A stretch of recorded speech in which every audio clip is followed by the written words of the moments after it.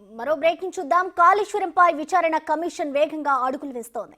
మరోసారి విచారణకు ప్రారంభించేందుకు కమిషన్ చైర్మన్ సిపి ఘోష్ ఇప్పటికే హైదరాబాద్ చేరుకున్నారు. 2 వారాల పాటు కమిషన్ విచారణ జరగనున్నట్టు తెలుస్తోంది. డిసెంబర్ నెలాఖరు వరకు కమిషన్ గడువును పొడిగించారు. విచారణ అనంతరం నివేదికను ప్రభుత్వానికి అందజేయనుంది కమిషన్. ఇప్పటికే రిటైర్డ్ ఇంజనీర్లను విచారణ కమిషన్ విజిలెన్స్, ఎన్డీఎస్ఏ, కాగ్ నివేదికల ఆధారంగా ఇతర అంశాలపై విచారణ చేయనుంది.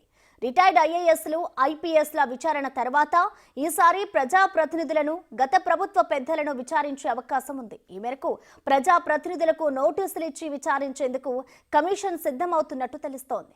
ఈ క్రమంలోనే మాజీ సీఎం కేసీఆర్, మాజీ ఇరిగేషన్ మినిస్టర్ హరీష్ రావులను కూడా కమిషన్ విచారణ చేయనున్నట్లుగా చర్చ సాగుతోంది. కాళేశ్వరం విచారణలో ఇప్పటికే పలుమార్లు కేసీఆర్, హరీష్ రావుల పేర్లు ప్రస్తావనకు వచ్చాయి.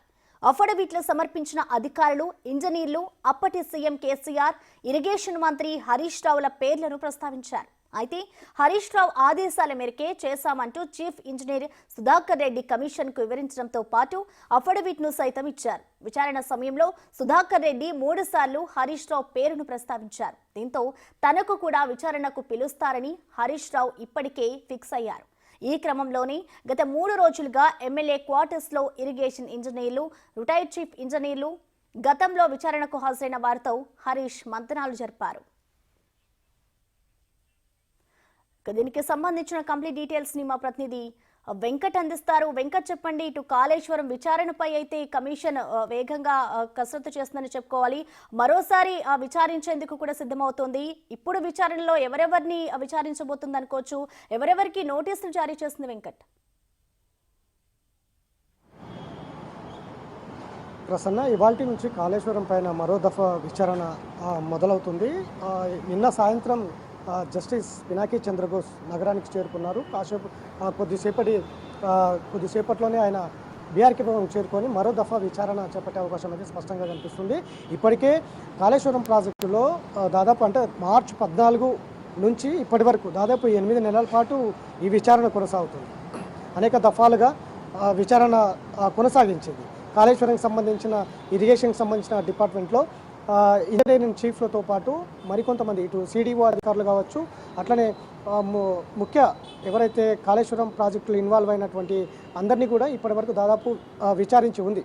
ఇంకా అంటే కాళేశ్వరం ప్రాజెక్టులో ఎవరైతే ప్రధాన పాత్ర పోషించారో చీఫ్ ఇంజనీర్లను కూడా విచారిస్తుంది.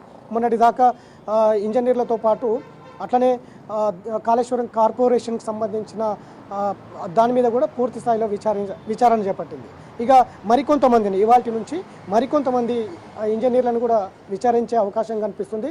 వాటితో పాటు ఈ 2 వారాల పాటు ముఖ్యంగా ఇంజనీర్లతో పాటు ఎవరైతే ఐఏఎస్ అధికారులు, గతంలో సెక్రటరీగా చేసినటువంటి ఐఏఎస్ అధికారులు ఎవరైతే ఉన్నారో వారి మీద కూడా ప్రత్యేకంగా దృష్టి పెట్టే అవకాశం అయితే కనిపిస్తుంది. గతంలోనే అఫిడవిట్లు ఇవ్వమని గతంలోనే కొంతమంది ఐఏఎస్ ఆఫీసర్లకు కమిషన్ నోటీసులు కూడా జారీ చేసింది. ఇప్పటికే అఫిడవిట్లు కూడా దాఖలు చేసిండ్రు. ఎస్కే జోషి కావచ్చు, రజత్ కుమార్, సోమేష్ కుమార్, స్మిత సబర్వల్ లాంటి వాళ్ళందరూ కూడా ఇప్పటికే కమిషన్ ముందు హాజరై ఉన్నారు. వీరందరూ కూడా మరో దఫా విచారించే అవకాశం కనిపిస్తుంది. ప్రధానంగా 2014 ప్రభుత్వం వచ్చిన తర్వాత, బీఆర్ఎస్ ప్రభుత్వం వచ్చిన తర్వాత 2023 డిసెంబర్ వరకు ఈ ప్రభుత్వం కాళేశ్వరం పైన ఎలాంటి ప్రణాళికలు చేపట్టిందనే దాని మీద ప్రధానంగా ఫోకస్ పెట్టింది. ఏ విధంగా దీన్ని లొకేషన్ మార్చారు, ఏ విధంగా దీన్ని నిర్మాణం జరిగింది అనే దాని మీద కూడా ప్రధానంగా ఫోకస్ చేస్తూ విచారణ చేపడుతూ వస్తూ ఉంది. గతంలో ఉన్నటువంటి అధికారులందరినీ కూడా ఇప్పటివరకు విచారించి ఉంది. ఇక పొలిటికల్ అంశం ఒకటే మిగిలి ఉంది. గతంలో ఇరిగేషన్ కావచ్చు, ఫైనాన్స్ సంబంధించిన ఈ 2 శాఖలకు సంబంధించిన మినిస్టర్లు కూడా విచారించే అవకాశం కనిపిస్తూ ఉంది. అధికారులందరూ కూడా గత ప్రభుత్వం పెద్దలు చెప్పినట్టే మేము నడుచుకున్నాము, వారందరూ కూడా లొకేషన్ మార్చమన్నారు. లొకేషన్ మార్చి నిర్మాణం చేపట్టారు. అందుకే నిబంధనల ప్రకారం ఈ కాళేశ్వరం జరగలేదు అనేది కూడా అధికారులు ముందు నుంచి కూడా చెప్తూ వస్తున్నటువంటి నేపథ్యం ఉంది. అనేక సార్లు అధికారులందరూ కూడా కేసీఆర్ అట్లనే హరీష్ రావు పేర్లు ప్రధానంగా ప్రస్తావిస్తున్నటువంటి నేపథ్యం ఉంది. అధికారులందరూ కూడా ఆ డిపార్ట్మెంట్లకు సంబంధం లేనట్టు కూడా సమాధానాలు ఇస్తూ వస్తూ ఉన్నారు. ఇప్పటివరకు అదంతా కూడా కమిషన్ రికార్డ్ చేస్తూ వస్తూ ఉంది. కాబట్టి ఇప్పటికి కూడా ప్రధానంగా ఇంజనీర్ల మీదనే ప్రధానంగా ఫోకస్ చేస్తూ వస్తూ ఉంది.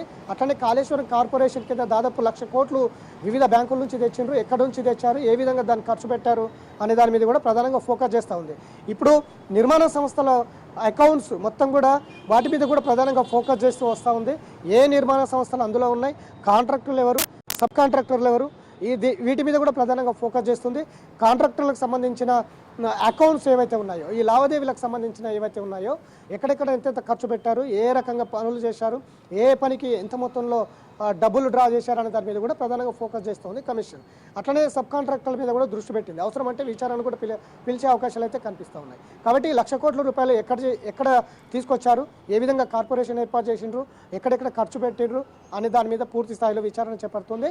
అట్లనే ముందు కాళేశ్వరం నిర్మాణం 2014 తర్వాత కాళేశ్వరం నిర్మాణంలో ఎంత మొత్తంలో దీనికి బడ్జెట్ కేటాయించారు, ఆ తర్వాత ఎన్నిసార్లు బడ్జెట్ సవరించారు, ఈ నిబంధన ఈ ప్రణాళిక అంతా కూడా ఇప్పటికే ప్రభుత్వానికి ఆదేశాలు జారీ చేసింది.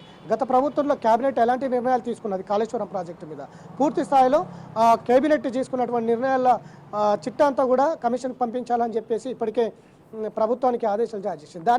దాని మీద కూడా దృష్టి పెడుతోంది. అట్లా ఇరిగేషన్కి సంబంధించిన అంశంలో గతంలో ఉన్న ఇరిగేషన్ మినిస్టర్ ఎవరైతే ఉన్నారో ఆయన పోయిన తర్వాత కొత్తగా వచ్చినటువంటి ఇరిగేషన్ సంబంధించిన అంశాలు కూడా పూర్తి స్థాయిలో సేకరించే అవకాశాలు అయితే కనిపిస్తూ ఉన్నాయి. ఇట్లా ప్రతి అంశంలో కూడా కమిషన్ వేగవంతంగా విచారణ చేపడతా ఉంది. ఇవాల్టి నుంచి మరికొంతమంది ఇంజనీర్లను కూడా విచారించి ఫర్దర్ ఐఏఎస్లకు నోటీసులు జారీ చేసి వారిని కూడా విచారించే అవకాశం అయితే స్పష్టంగా కనిపిస్తుంది. Thank you Venkat.